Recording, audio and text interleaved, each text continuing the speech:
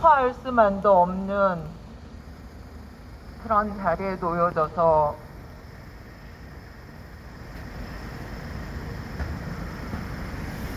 (6개월이라는) 시간이 지났다는데 전 아직까지도 제 남편의 죽음이 제대로 받아들여지지도 않고요. 아직까지도 제 마음 후련하게, 제 마음 편안하게 물어본 적이 없습니다.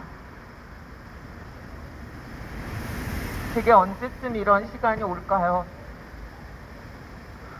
언젠가는 올 거라고 믿고 있습니다. 요즘에 저는 달력을 보는 게 싫습니다. 남편이 죽었다는 것도 인정하기 힘든데 그 많은 시간이 흘렀다는 거는 더 인정하고 싶지가 않습니다. 또한 그 많은 시간이 흐른 동안 제 남편 정우영은 아직도 저를 기다리고 있습니다. 아직도 기다려주고 아직도 참아내며 그 차가운 곳에서 절 기다리고 있는데 전 아직도 이곳에 머물고 있고 평범하던 아내가 갑자기 유족이 되었고 평범하던 엄마가 가족을 남겨두고서 길거리에서 이렇게 헤매고 있습니다.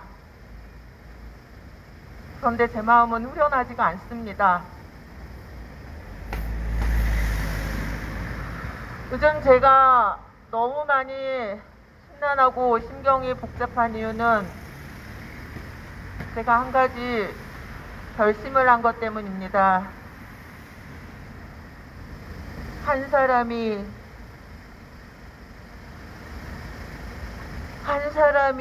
우리의 곁에서 사라져간 후에는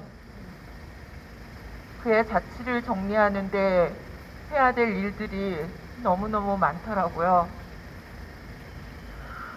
그동안 저는 정우영 씨의 자취를 어느 것 하나도 정리하지 않았습니다.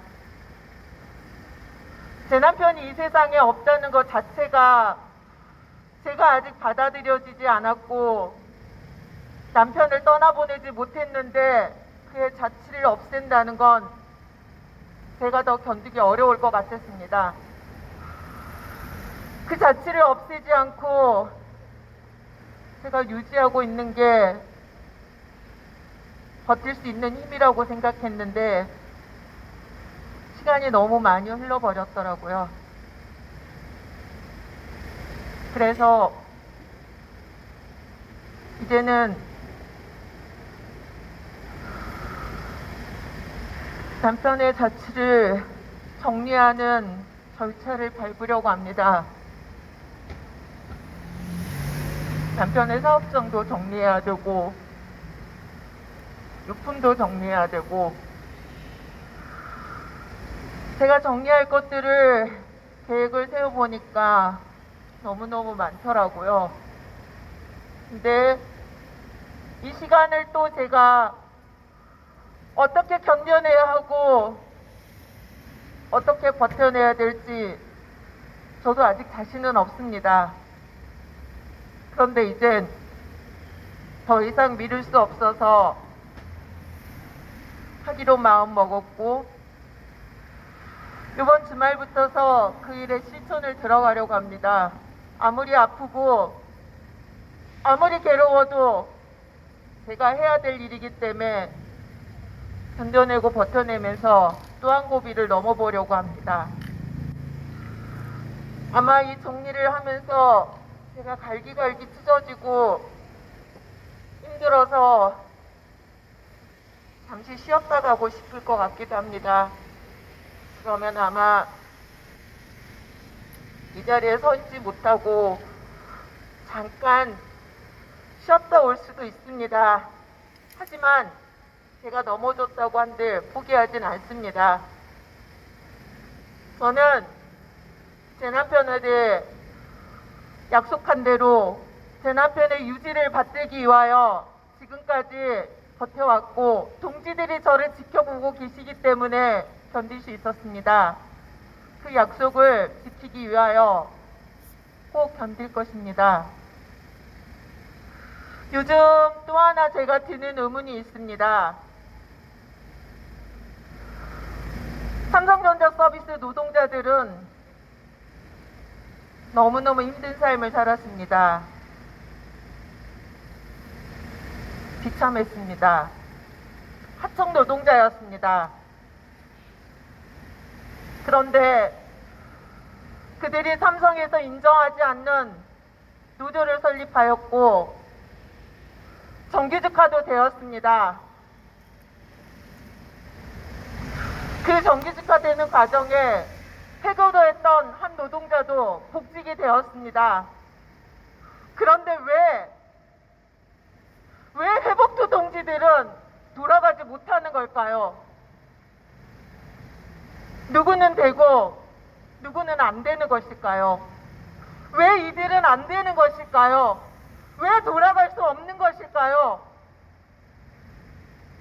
왜 정호영 씨는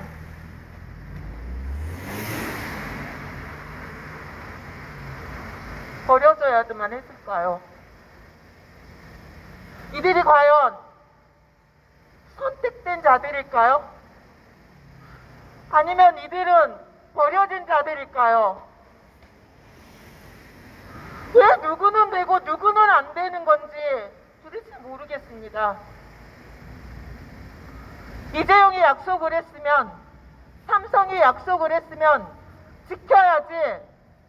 어떤 자에게는 되고 어떤 자에게는 안 되는 그 잣대의 기준이 저는 뭔지 도대체 모르겠습니다. 노동자면 똑같은 노동자고 해고자면 똑같은 해고자인 거지 이게 다른 걸까요? 왜 삼성에서는 이래야만 되는지 전 도대체 이 숙제를 풀지 못하겠습니다. 왜 이들이 또다시 상처를 받고 이렇게까지 벌어져야 하는지 너무너무 처참했는데 또 버려지고 찢겨지고 있습니다. 여기 함께 하시는 동지들만큼은 제발 이들이 해고자가 아닌 직원으로서 원직 복직돼서 돌아갈 수 있도록 꼭 함께 끝까지 도와주시라고 다시 한번 부탁드리겠습니다. 간곡히 부탁드립니다. 감사합니다.